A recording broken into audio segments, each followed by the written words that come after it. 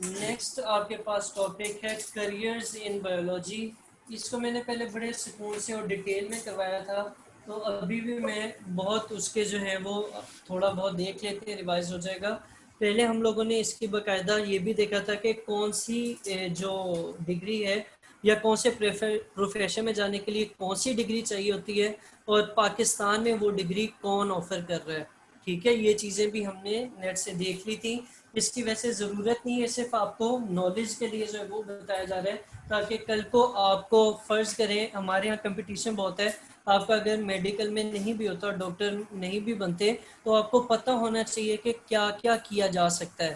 ٹھیک ہے, تو یہ اسینشل ہے آج کل کے اسٹوڈنٹس کے لیے کہ وہ کیا کر سکیں, وہ ایسی انہیں پتہ ہو کہ وہ جو پڑھائی کر رہے ہیں وہ آگے کس جگہ پر یوز ہوگی, یا وہ کون سے پروفیشن کو آپٹ کر سکتے ہیں ان سبجیکٹس کے ساتھ یا اس پڑھائی کے ساتھ جو وہ کر رہے ہیں. ٹھیک ہے, تو ان میں سب سے جو ٹاپ موسٹ پروفیشن ہے جو ہر ایک کو پتہ ہی ہوتا ہے کہ اگر ڈاکٹر بننا ہے تو آپ کیا کریں گے, بایو کو پڑھیں گے. تو بایولوجی میں جو سب سے زیادہ پرومیننٹ اور کیا کہنا چاہیے سب سے زیادہ جو فیمس کہہ لیں یا جو ویل نون پروفیشن ہے وہ کیا ہے, ڈاکٹر بننے کا یا میڈیسن کا ہے. پروفیشن آف میڈیسن جو ہے اس میں ہم کیا کرتے ہیں, اس میں ہم دیکھتے ہیں کہ مختلف بیماریوں کی کس طرح ڈائگنوز کیا جاتا ہے, کہ اس کی تشخیص کی جاتی ہے, کہ پتہ لگایا جاتا ہے کہ اس بندے کو کون سی بیماری ہے, اس کے جو سمٹمز ہیں وہ کس بیماری کے ہیں یا کون سی بیماری اس میں ظاہر ہو رہی ہے, اور اس بیماری کو کس طریقے سے کیا کیا جائے گا, ٹریٹ کیا جائے گا. ٹھیک ہے, تو یہاں پر میڈیسن میں یہ دو چیزیں ہو گئیں. اسی سے ملتی جلتی ایک اور فیلڈ ہے جو کہ ڈاکٹرز کی ہی ہوتی ہے, وہ ہے سرجری. سرجری میں کیا کرتے ہیں, سرجری میں آپ کی اگر باڈی کا کوئی پارٹس آف باڈی میں سے کوئی ریپیئر کرنا ہو, کوئی ہڈی ٹوٹ گئی آپ نے اسے جوڑنا ہو, یا کسی باڈی پارٹ کو ریپلیس کرنا ہو, جیسے آپ لوگوں کو شاید پتہ ہو کہ اگر کسی کا کڈنی فیلئر ہو جائے تو کڈنی کو ریپلیس کیا جا سکتا ہے. اسی طرح اگر کسی کو لیور کا ایشو آ جائے, لیور کینسر ہو جائے, لیور کا کوئی پرابلم آ جائے, تو وہ لیور ٹرانسپلانٹ بھی کیا جا سکتا ہے. تو ریپلیسمنٹ آف مختلف آرگنز یا مختلف پارٹس آف باڈی جو ہے وہ سرجنز کرتے ہیں یا سرجری والے کرتے ہیں. اسی طرح اگر آپ کی باڈی میں کینسر ہے یا کوئی اور چیز ہے جو کہ آپ کی باڈی کو نقصان پہنچا رہی ہے اور اس کو ریموو کر رہے ہیں, جیسے آپ کے رینل سرجری والے کیا کرتے ہیں, سٹونز کو ریموو کرتے ہیں, پتھری کو ریموو کرتے ہیں سرجری کے ذریعے, تو وہ کس میں آ جائے گا, وہ بھی سرجنز ہی کرتے ہیں. اب یہ دونوں کام جو ہیں اس کو کرنے کے لیے آپ کو ایک بیسک کورس کرنا پڑتا ہے. وہ کون سا کورس ہے, وہ ہے MBBS. اور اس کے بعد جو ہے وہ پھر اسٹوڈنٹ اسپیشلائزیشن کر لیتے ہیں کہ کس قسم کے یا کس فیلڈ آف میڈیسن میں انہوں نے جانا ہے. ٹھیک ہے,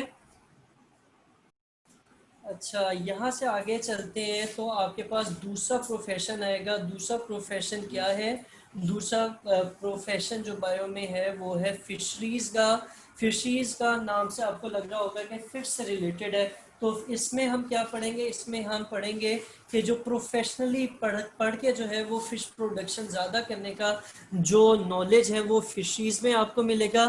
اب پاکستان میں بہت سے اس کے ڈپارٹمنٹس ہیں پاکستان میں جو کہ پروفیشنل فشریز کو کیا کرتے ہیں, امپلوائے کرتے ہیں, نوکریوں پہ رکھ لیتے ہیں.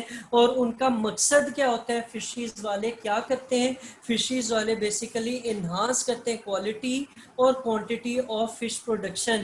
کہ جو ان کے اگر ایک فارم میں پہلے 1000 دانے فش کے, 1000 تو نہیں کافی زیادہ, ہم اگزامپل کے لیے کہہ رہے ہیں, اگر پہلے 1000 فشز جو ہیں وہ پروڈیوس ہوتی تھی, ان کا وزن ہوتا تھا کوئی فار ایگزامپل 3000 کلو ہوتا تھا یا 2000 کلو ہوتا ہے, تو اب یہ جو فشریز والے ہیں یہ ایسی نالج حاصل کرتے ہیں کہ وہ کوشش کرتے ہیں کہ اگر پہلے 1000 پیدا ہو رہی تھی تو اب کتنی ہو, 1200 ہوں یا کسی طرح اس کو زیادہ کیا جا سکے. تو ان کو جو ہے وہ مختلف ڈپارٹمنٹس جو ہیں, مختلف آرگنائزیشنز جو ہیں وہ ہائر کر لیتی ہیں. پاکستان میں اگر آپ نے فشریز میں جانا ہے تو اس کا میں نے آپ لوگوں کو پہلے بھی بتایا تھا, میں پھر بتا دیتا ہوں کہ یا تو آپ بیچلر یا ماسٹر کریں گے زولوجی میں اور فشریز میں, جو کہ مختلف یونیورسٹیز کراتی ہیں. لاہور میں یونیورسٹی آف پنجاب بھی کراتی ہے, اسی طرح اور بھی 2-4 یونیورسٹیز ہیں جو یہ ڈگری کرواتے ہیں. اور اگر آپ چھوٹے لیول پہ جانے چاہتے ہیں, ورکر بننا چاہتے ہیں, تو پھر آپ جو یہ علامہ اقبال اوپن یونیورسٹی یہ بھی چھوٹے کورسز کراتے ہیں فشریز میں. ٹھیک ہے. پھر چلتے ہیں دوسرے پہ. تیسرا جو پروفیشن ہے وہ ہے آپ کا ایگریکلچر. ایگریکلچر کا ہمیں پتہ ہے کہ یہ فوڈ کراپس کے لیے ہوتا ہے یا پھر اینیملز کے لیے جو ہے وہ فوڈ اگانے کے لیے ان کا جو چارہ ونڈا ہوتا ہے, گھاس ہوتی ہے خاص قسم کی, اس کو بھی ایگریکلچر والے ہی دیکھتے ہیں. اب اس کا مقصد کیا ہوتا ہے ایگریکلچرسٹ کا؟ اس کا مقصد یہ ہوتا ہے کہ یہ کسی طرح کراپس کی بہتری کے لیے کام کرے, جو مختلف آپ کے کیا ہیں کراپس ہیں, اور اینیملز بھی اس میں ایگریکلچر میں ہی آ جاتے ہیں. اگر کوئی بندہ کسی کا کیٹل فارم ہے یا کوئی اور بفیلو کو وغیرہ کے لیے کیا کرتا ہے کراپس اگاتا ہے اور ان کے خدمت کرتا ہے تاکہ وہ ان سے کھانا حاصل کر, ایسا چارہ ونڈا اگاتا ہے اپنی فصلوں پہ جو کہ اینیملز یوز کرتے ہیں, ان کے لیے سرو کیا جاتا ہے, تو وہ بھی ایگریکلچر میں ہی آئے گا. ٹھیک ہے. اچھا, پھر پاکستان میں کون آفر کر رہا ہے؟ پاکستان میں نے پہلے بھی بات کی تھی کہ فیصل آباد میں یونیورسٹی آف ایگریکلچر ہے وہ آفر کر رہے ہیں, اور اس کے علاوہ پنجاب یونیورسٹی اور کچھ اور یونیورسٹیز بھی باقی صوبوں میں ہوں گی جو کہ اس کے کورسز آفر کرتے ہیں. ورنہ جو آپ کے لو لیول پہ بات کریں تو آپ کے جو پروفیشنل کورسز ہیں وہ آپ کے علامہ Iqbal open university higher secondary education کے بعد آفر کرتی ہے. یعنی اگر آپ نے ایف ایس سی کیا ہو تو پھر آپ ایگریکلچر کے جو پروفیشنل کورسز ہیں وہ کر سکتے ہیں. ٹھیک ہے. پھر نیکسٹ پروفیشن آپ کے پاس آئے گا اینیمل ہسبینڈری. اینیمل ہسبینڈری جو ہے وہ اینیملز کی جو آپ کا لائف سٹاک ہوتا ہے اس کا خیال رکھنا, اس کی بریڈنگ کرانا جو ہے وہ آ جاتا ہے کس میں, اینیمل ہسبینڈری میں. اس کے بھی جو پروفیشنل کورسز ہیں وہ کون کرواتا ہے؟ وہ مختلف یونیورسٹی, علامہ اقبال اوپن یونیورسٹی وغیرہ چھوٹے موٹے کورسز کراتے ہیں لائف سٹاک مینجمنٹ کے. اس کے بعد آپ جو ہے وہ اینیمل ہسبینڈری میں جا سکتے ہیں. ابھی ہم نے یہ 3-4 پروفیشنز کیے ہیں, ان میں کوئی مسئلہ ہے تو مجھے بتائیں. فشیز جو مچھلیوں کو جو ہے وہ کرنا ہوتا ہے, ان کے جو فارم وغیرہ پہ کام کرتے ہیں. کیا فش کا نہیں پتا تھا؟ اچھا, نیکسٹ آپ کے پاس آتا ہے ہارٹی کلچر. ہارٹی کلچر والے یہ جو پودوں سے ریلیٹڈ ہوتا ہے, گارڈننگ سے ریلیٹڈ ہوتا ہے, یہ پروفیشن ہوتا ہے. ہارٹی کلچرسٹ کام کس کے لیے کرتا ہے؟ بلکہ ہم وہی ٹرم یوز کرتے ہیں.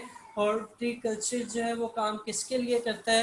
وہ بیٹرمنٹ آف ایگزسٹنگ ورائٹیز کے لیے کام کرتا ہے, نیو ورائٹیز پلانٹس کی اور فروٹس کی لے کے آتا ہے. اب کوئی بایو کا اسٹوڈنٹ ہے تو وہ کیا کر سکتا ہے, وہ ایف ایس سی کے بعد جو ہے وہ اس کے کورسز کر سکتا ہے.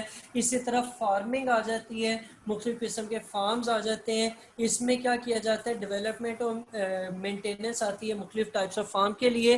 اب اس میں بریڈنگ ٹیکنالوجیز بھی آ جائیں گی, کوئی آپ کا پولٹری فارم بھی آ جاتا ہے, پھر آپ کا کوئی اگر اور قسم کا فوڈ فارم ہے وہ بھی آ جاتا ہے. تو اسٹوڈنٹ جو ہے وہ مختلف قسم کے پروفیشنل کورسز کر سکتے ہیں جس میں اینیمل ہسبینڈری آ جاتا ہے, ایگریکلچر آ جاتا ہے, اور وہ اس پروفیشن میں داخل ہو سکتے ہیں. ٹھیک ہے. ٹھیک ہے. اچھا, نیکسٹ آ جاتا ہے آپ کے پاس فارسٹری. یہ جو نیچرل فارسٹ ہیں ان کے اوپر جو گورنمنٹ کو ایڈوائزری وغیرہ دیتے ہیں وہ فارسٹری پروفیشنلز ہی دیتے ہیں. اس کے کورسز بھی جو ہے وہ آپ جب ہائر سیکنڈری ایجوکیشن کہتے ہیں ایف ایس سی لیول کو, کہ جب آپ ایف ایس سی لیول کی زولوجی اور باٹنی میں جب اپنی کیا کرتے ہیں ڈگری حاصل کر لیتے ہیں بیچلر لیول کی, تو پھر آپ فارسٹری میں جا سکتے ہیں. صحیح ہے. اچھا جی, تو یہ آپ کے ہو گئے پروفیشنز. آگے لاسٹ پروفیشن ہے بایو ٹیکنالوجی. اس میں جو ہے وہ مختلف قسم کے مائکرو آرگنزمس کو یوز کرتے ہوئے آپ ایسے سبسٹانسز بناتے ہیں جو کہ ہمارے لیے کیا ہوں, فائدہ مند ہو, یا ہماری لائف سٹائل کو بہتر کرنے کے لیے یوز ہوں, یا بیماریوں کو فائٹ کرنے کے لیے یوز ہوں. تو اس میں آپ کے میں بتا رہا تھا کہ یہ اس کی ڈگری بھی آپ F S C pre medical کے بعد ہی کرتے ہیں, اور مختلف یونیورسٹیز جو ہیں وہ اس کی ڈگریز آفر کر رہی ہیں. ٹھیک ہے. ٹھیک ہے.